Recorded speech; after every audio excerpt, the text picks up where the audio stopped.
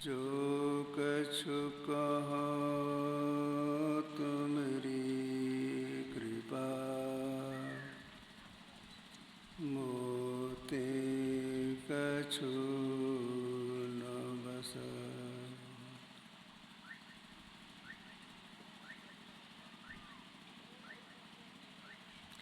मुद मंगलमय साधु समाज, धर्म प्रेमी सज्जनों, माताओं एवं बहनों,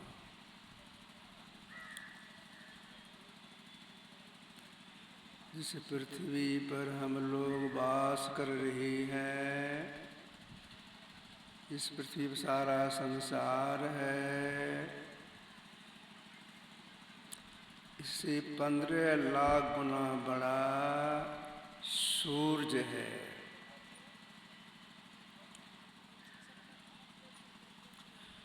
9 करोड़ 30 लाख मील ऊपर है।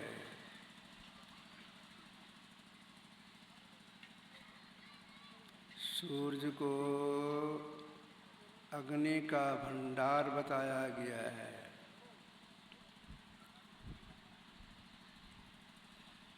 अगर सूरज एकाएक लुप्त हो जाए तो सारी सृष्टि नष्ट हो जाएगी। सूरज जैसे अनमोल पदार्थ को बनाने वाली कौन है?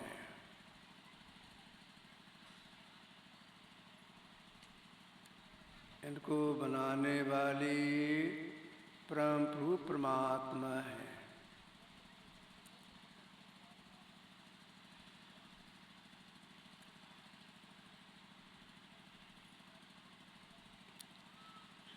अभी हम लोग सिद्धांत में पाठ किए हैं, ये प्रकृति द्वय उत्पत्ति लय होवे प्रभु की मौज सी।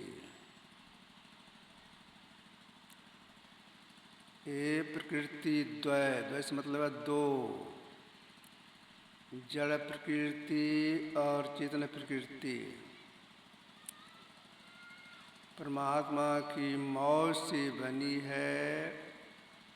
उनकी मौज से यह लय भी हो जाता है। ऐसी समर्थशाली परमात्मा के लिए कहा गया, वे सबके आधार हैं, इसलिए उनको सर्वाधार भी कहा गया है। जो सर्वाधार का साक्षात्कार करना चाहते हैं, जिससे कि जीव का परम कल्याण हो जाता है, तो उन्हें सबसे पहले क्या करना चाहिए?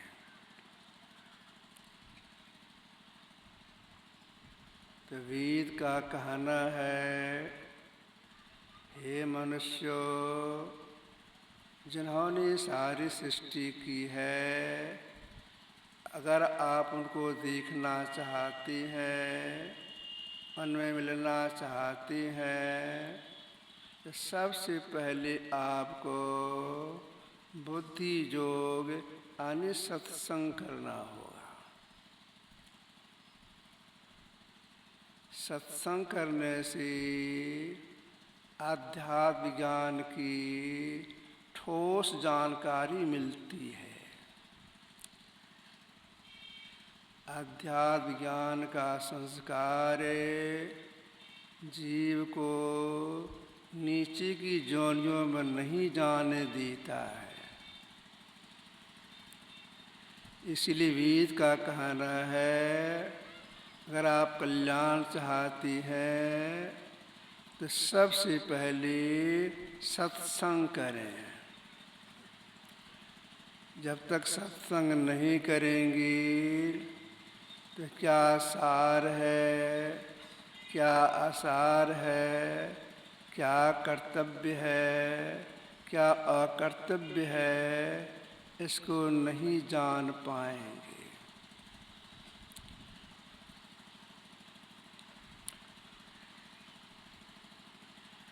ज्ञान के अभाव में जो नहीं करना चाहिए उसको लोग कर बैठते हैं और इसका परिणाम हो जाता है भारी दुख। तो देखिए अध्यात्म ज्ञान का अभाव में कौन कौन सी गलती होती है, इसका परिणाम होता है घोर नरक। ऋग्वेद में आया है कि अध्यात्म ज्ञान के अभाव में ये 7 गलती होती है, इसका परिणाम हो जाता है घोर नरक। द्वैतं च मांसं मदिरा च वेश्या मृगार्थ चौर्यं परदार सेवा एतानि सप्तानि व्यसनानि लोके घोरघोर नरकं नयन्ति। अध्यात्म ज्ञान के अभाव में लोग जुआ खेलते हैं, अध्यात्म के अभाव में लोग मांस खाते हैं, अध्यात्म के अभाव में लोग शराब पीते हैं, शिकार करते हैं, वेश्यागमन करते हैं, परस्त्री गमन करते हैं। परिणाम होता है घोर नरक। जो महापुरुषों का संग करते हैं उन्हें जानकारी होती है इस संसार में हम अकेले आए हैं, अकेले चले जाएंगे, खाली हाथ आए हैं, खाली हाथ चले जाएंगे, कुछ भी साथ में नहीं जाएगा। मतलब क्या हुआ, संसार के प्रति जो प्रेम है उससे अलगाव होगा, आसक्ति छूटेगी। आसक्ति कारण ही जीव को नीचे की जोनियों में जाना पड़ता है, दुखों को भोगना पड़ता है। जड़ भरत को मृगे में आसक्ति हो गई, जब मरे तो मृगे की जोनी में भी गए। तो आसक्ति ही जीव का अछेद बंधन बताया गया है। आप लोगों ने कहीं पढ़ा होगा या सुना होगा, मैं याद दिलाता हूँ। सो इस अवतार में एक अवतार हुई हैं भगवान कपिल। इनकी माताजी का नाम था देवहूति। देवहूति से भगवान कपिल ने कहा था, प्रसंगम जरंग पासमात्मने कवियो विदु सो मोक्ष द्वारम पावृतम। हे माता, विवेकी जन का कहना है इस संग और आसक्ति जीव का अछेद बंधन है। अगर यही संग और आसक्ति संत महापुरुष के प्रति हो जाए उसका मोक्ष का द्वार खुल जाए। तो मोक्ष द्वार पर 4 द्वारपाल बताए गए हैं। मोक्ष द्वारे द्वारपाला द्वार परिकीर्तितः शमो विचार संतोष चतुर्थ साधु संग में। मोक्ष द्वार 4 द्वारपाल हैं, शम, विचार, संतोष और साधु का संग। जो साधु का संग करती हैं उनके अंदर में संतोष वृत्ति की जागृति होती है, उनका विचार बहुत शुद्ध हो जाता है, मनोनिग्रह होता है। इसके बाद आगे साधना करके मोक्ष को प्राप्त करते हैं। आधार क्या बना? आधार बना साधु का संग। इसलिए वेद का कहना है कि अगर अपने में अच्छाई लाना चाहती हैं, सार सर्ग सही बोध लेना चाहते हैं, अध्यात्म ज्ञान को ठीक ठीक समझ करके अंदर साधना करना चाहते हैं, पहले साधु का ही संग करें। तो देखिए महापुरुषों का जो संग होता है वह संस्कार इतना जटिल बताया गया है कि जब तक कि जीव को मुक्ति नहीं मिलेगी तब तक छोड़ेगा नहीं, इधर नहीं छोड़ेगा। ऐसा वो जटिल संस्कार बताया गया है। तुलसीदास जी महाराज ने कहा है कि तुलसी कबनिहु जोगते सत्संगति जब हो, राम मिलन संशय नहीं कहीं सुमति सब को। जो साधु संग करते किसी तरह आगे सत्संग में महापुरुष संग कर लिए, इसका परिणाम क्या निकलेगा? अब राम मिलन संशय नहीं, इसको कोई संशय नहीं। क्यों? अध्यात्म ज्ञान का बीज पड़ गया। अब वह बीज जितना जटिल संस्कार पड़ गया, अब मोक्ष दिला के छोड़ेगा। इसलिए वेद की आज्ञा मान करके हम लोगों को महापुरुष संग जरूर करना चाहिए। जो महापुरुष का संग करते हैं जानकारी मिलती है। हम जीव हैं, परमात्मा को अभिन्न अंश हैं, भिन्न नहीं, अभिन्न अंश हैं। लेकिन हमारे ऊपर 3 पर्दा पड़ गया है। अभी हम लोग सिद्धांत पाठ किए हैं, घटतम प्रकाश शब्द पट त्रय, जीव पर है छारे। जीव पर 3 पर्दा है, अंधकार का पर्दा, प्रकाश का पर्दा और शब्द का पर्दा। जो महापुरुषों का संग करते जानकारी मिलती है, तीनों पर्दों को कैसे पार किया जाए, इसलिए क्या क्या करना पड़ेगा। तो वेद में आया है बुद्धि योग के बाद मानस योग कीजिए और अग्नि योग कीजिए तो परमात्मा साक्षात्कार हो जाएगा, परम कल्याण हो जाएगा। मानस योग में मानस जप और मानस ध्यान बताया गया है। अग्नि योग में दृश्य योग और सुख योग साधना बताई गई है। तो अंतर साधना के लिए वेद की आज्ञा है। बुद्धि योग के बाद अंतर साधना में मानस योग कीजिए, अग्नि योग कीजिए, परम कल्याण हो जाएगा। तो मानस योग में है मानस जप। जप 3 तरह से बताया गया है, बोल बोल करके, धीमे स्वर से और मन ही मन। इन 3 में प्रधान है मन ही मन।